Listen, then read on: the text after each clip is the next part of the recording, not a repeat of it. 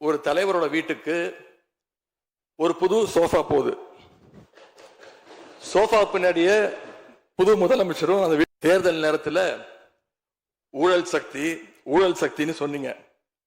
ஆனா இன்னைக்கு சோசியல் மீடியால மக்கள் உங்களை பார்த்து கேள்வி கேட்க ஆரம்பிச்சிட்டாங்க. என்ன கேட்கிறாங்க தெரியுமா?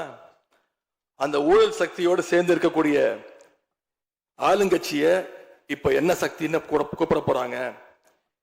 கிளீன் கவர்மெண்ட் சொன்னாங்க. இதுதான் உங்க கிளீன் கவர்மெண்டுடைய லட்சணமானு மக்கள் கேட்க ஆரம்பிச்சிட்டாங்க. இப்படி நீங்க கூவத்தூரையும் மிஞ்சிற அளவுக்கு அடிக்கிற கூத்த பார்க்கும் போது இந்த அரசு எத்தனை நாளைக்கு நீடிக்க போகுதுன்னு மக்களுக்கு அந்த சந்தேகம் வர ஆரம்பிச்சிருச்சு. முதல் கோணலே முற்றிலும் கோணல்ன்ற மாதிரி உங்க நடவடிக்கை எல்லாமே இன்னைக்கு நடந்துகிட்டு இருக்கு. இப்படி எம்எல்ஏக்களை எல்லாம் கடன் பெற்று ஆட்சி நடத்துகின்ற முதலமைச்சர் தான் அளித்துள்ள போலி வாக்குறுதிகளை நிறைவேற்ற முடியாதுன்னு தெரிஞ்ச உடனே முந்தைய அரசு, அதாவது எங்களுடைய அரசு வளர்ச்சிக்காக பெற்ற கடன் குறித்து தவறான கருத்துக்களை தந்து மக்களை இன்னைக்கு திசை திருப்ப முயற்சி செஞ்சு கொண்டிருக்கிறார். பெரும்பான்மையும் இல்லாத, அரசியல்ல அடிப்படை நேர்மையும் அல்லாத இந்த அரசு நல்லாட்சி தரும், தமிழ்நாட்டு மக்களுடைய உரிமைகளுக்காக போராடும்னு மக்களுக்கு துளியும் நம்பிக்கை இல்லை. முக்கியமான ஒரு விஷயத்தை இங்க நான் பதிய வைக்க விரும்புகிறேன். உங்களுக்கு ஓட்டு போட்ட மக்களே நடக்கிறதெல்லாம் பார்த்துட்டு ஒரு பெரிய தப்ப பண்ணிட்டோமோன்னு இன்னைக்கு வருத்தப்பட ஆரம்பிச்சிட்டாங்க. மக்களுடைய அந்த உணர்வை வெளிப்படுத்தும் விதமா இந்த ஓட்டெடுப்புல கலந்துக்காம திராவிட முன்னேற்ற கழக உடன்பிறப்புகள் நாங்க உறுப்பினர்கள் நாங்க வெளிநடப்பு செய்ய போறோம். நாங்க வெளிநடப்பு செஞ்சாலும் அதனால பேரவையுடைய எண்ணிக்கை அளவு குறைஞ்சு நீங்க நிச்சயம் இந்த வாக்கெடுப்புல வெற்றி பெறதான் போறீங்க. அப்படி வெற்றி பெற்ற பிறகாவது மக்களுடைய நம்பிக்கையை காப்பாற்றுற மாதிரி உங்களுடைய பணிகள் இருக்கணும். உழைங்க. எங்க தலைவர் திரு முத்துவேல் கருணாநிதி ஸ்டாலின் அவர்கள் கடந்த 5 வருஷமா ஒவ்வொரு குடும்பத்துக்கும் பார்த்து திட்டங்களை நிறைவேற்றி கொடுத்தார். அந்த திட்டங்களை எல்லாம் நீங்க தொடரணும். தயவு செஞ்சு அதில் அரசியல் செய்ய வேணாம். ஏன்னா இந்த மாசம் 15ஆம் தேதி கலைஞர் மகளிர் உரிமை தொகை 1,31,00,000 தாய்மார்கள் காத்துக்கிட்டு இருக்கிறாங்க. அந்த 1000 ரூபாய் வருமா அப்படின்னு காத்துக்கிட்டு இருக்கிறாங்க. அதே மாதிரி புதுமை பெண் திட்டம், தமிழ் புதுவன் திட்டங்கள்ல காலேஜ் போற ஸ்டூடெண்ட்ஸ் அவங்களுக்கு வர மாசம் வர கல்வி ஊக்கத்தொகை 7ஆம் தேதி கொடுத்துருக்கணும். இது வரைக்கும் வரல. அவங்களும் காத்துக்கிட்டு இருக்கிறாங்க. இப்ப ஸ்கூல் இல்லைனாலும் ஜூன் 2ஆம் தேதி ஸ்கூல்ல ரீஓபன் பண்ண போறாங்க. அப்ப காலை உணவு திட்டத்துக்காக பள்ளி மாணவர்கள்லாம் காத்துக்கிட்டு இருக்கிறாங்க. இப்படி பல்வேறு திட்டங்கள் இருக்கு. நான் முதல்வன் திட்டம், தாய் மாணவர், அன்பு கரங்கள்னு பல்வேறு திட்டங்களுடைய பயனாளிகள்லாம் ஆவலோடு காத்துக்கிட்டு இருக்காங்க. இந்த அரசு என்ன செய்ய போகுதுன்னு காத்துக்கிட்டு இருக்கிறாங்க. அதனால நான் உங்ககிட்ட கேட்டுக்கொள்றது, மாண்புமிகு முதலமைச்சர் அவர்கள் பதவியேற்றதும் தன்னுடைய முதல் உரையில அவகாசம் வேணும்னு கேட்டீங்க. நிச்சயம் அவகாசம் எடுத்துக்கோங்க. ஆனா காத்துக்கிட்டு இருக்க அத்தனை பேரையும் ரொம்ப காலம் காக்க வச்சிடாதீங்க.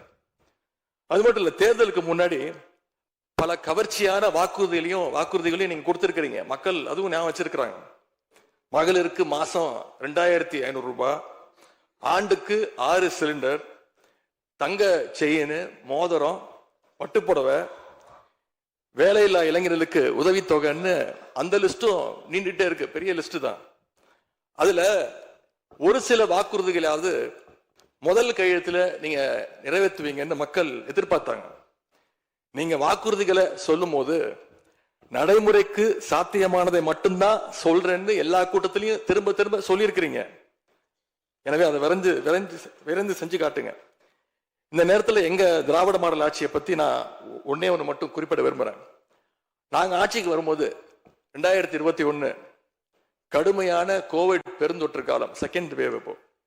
அப்ப மாநிலத்துடைய பொருளாதார வளர்ச்சி எவ்வளவு தெரியுமா? வெறும் 0.7%.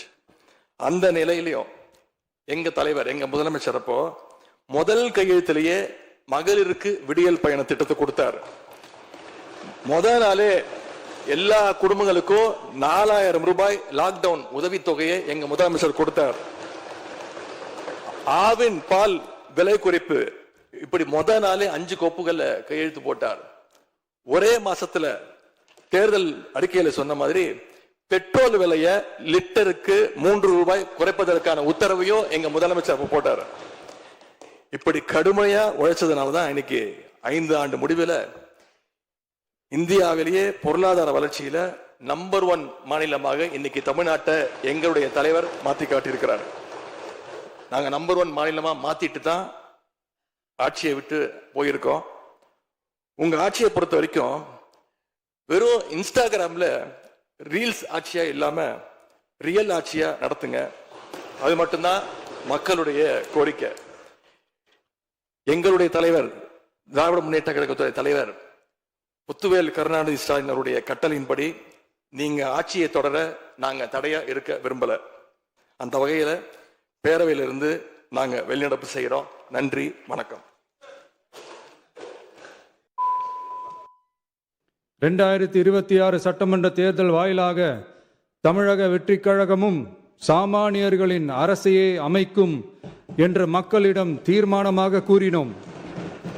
மக்களும் நம் மீது நம்பிக்கை வைத்து தீர்மானமாக வாக்களித்தனர். வாகை சூடும் அந்த வரலாறு திரும்பியது. விசில் அலை வெற்றி அலையாக மாறியது.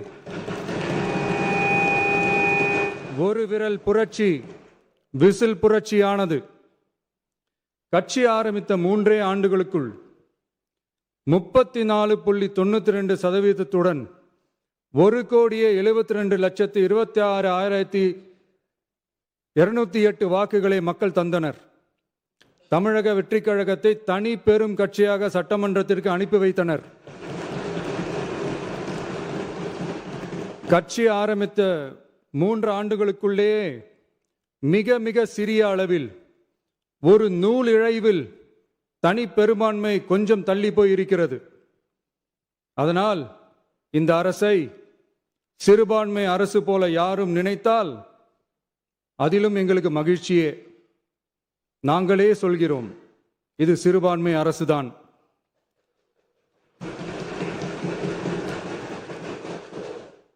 சிறுபான்மை மக்களுக்கான பாதுகாப்பை உண்மையாக நிலைநாட்டும் அரசுதான். அது மட்டுமல்ல, பெண்கள், குழந்தைகள், முதியோர்கள், இளைஞர்கள், அரசு ஊழியர்கள், ஆசிரியர்கள் மற்றும் உழைக்கும் வர்க்கத்தினர் என அனைத்து மக்களுக்குமாக அமைந்த அரசுதான் இந்த அரசு. அந்த நம்பிக்கை அனைவருக்கும் ஏற்பட்டதால் தான் இந்த நம்பிக்கை தீர்மானத்தில் அது நிரூபிக்கப்பட்டிருக்கிறது. இந்த நேரத்தில் இந்த மாமன்றத்தில் நமது அரசு சார்பாக சில உத்தரவாதங்களை நான் தர வேண்டும் என்று விரும்புகிறேன். தமிழக வெற்றிக் கழகத்தின் கொள்கை தலைவர்களான தந்தை பெரியார், பெருந்தலைவர் காமராஜர், அண்ணல் அம்பேத்கர், வீரமங்க வேலு நாச்சியார், மக்கள் சேவகர் அஞ்சலை அம்மாள் ஆகியோரின் வழிகாட்டுதலுடன் இந்த மக்கள் அரசு மனசாட்சி உள்ள மக்களாட்சியை தரும் என்று உறுதியளிக்கிறேன். சமூக நீதி, சமநீதி, சம வாய்ப்புடன், உண்மையான உறுதியான ஜனநாயகத்துடன், மதச்சார்பற்ற சமூக நீதி கொள்கைகளுடன் இந்த அரசு நடக்கும். அதில் சிறிதும் மாற்றமில்லை. நம்முடைய இந்த ஆழமான நம்பிக்கையை மனதார நம்பி வாக்களித்த அனைத்து இயக்கங்களின் தலைவர்களுக்கும், அந்த இயக்கங்களை சேர்ந்த மாண்புமிகு உறுப்பினர்களுக்கும் மீண்டும் நன்றியை தெரிவித்துக் கொள்கிறேன். எம்மதமும் நம் மதமே, எல்லா மக்களும் நம் மக்களே, இதில் வாக்களித்தவர்கள் வாக்களிக்காதவர்கள் என்ற பாகுபாடே இருக்காது. இது எல்லோருக்குமான அரசு. இது சாமானியர்களுக்கான அரசு. இது சாதி மத எல்லைகளை கடந்த அரசு. இது பாகுபாடு காட்டாத அரசு. இது பண்பாடு காக்கும் அரசு. இது பண்பட்ட அரசு. அரசியல் காரணங்களுக்காக யாரையும் எதற்காகவும் புண்படுத்தாத அரசு. இதையெல்லாம் போக போக புரிந்து கொள்வார்கள். எனவே துள்ளி எழுந்து பதில் சொல்வதை விட எதிலும் துணிச்சலுடன் செயலாற்றி வெற்றி பெறும் அரசு இது. பதவிக்காக, அதிகாரத்துக்காக அமைந்த அரசு அல்ல. நம்பிய மக்களுக்கு நன்றி கடன் செலுத்துவதற்காக அமைந்த அரசு.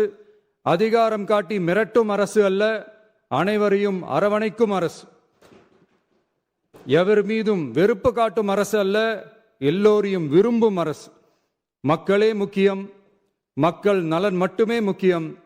அதுவே எங்கள் ஒரே நிலைப்பாடு. எனவே மனசாட்சி உள்ள மக்களாட்சிக்கு ஆதரவளித்த அனைவருக்கும் மீண்டும் என்னுடைய நன்றியை தெரிவித்துக் கொள்கிறேன்.